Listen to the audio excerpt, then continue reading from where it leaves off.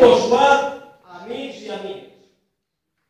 Avui ens reunim amb motiu del Correllengua que recorre el País Valencià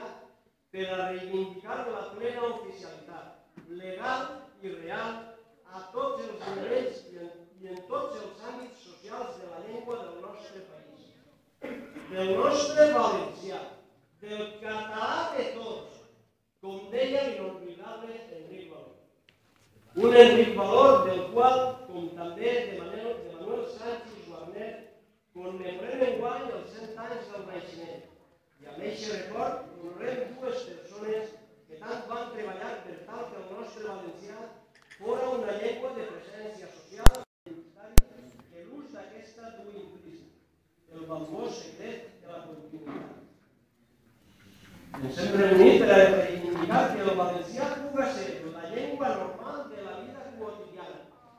que la deixen ser la llengua normal a les nostres escoles i als nostres centres d'ensenyament, però que puga ser també la llengua normal parlada i escrita al carrer, a les fàbriques i als tallers, als despatxos i a les oficines, a l'administració i als mitjans de comunicació,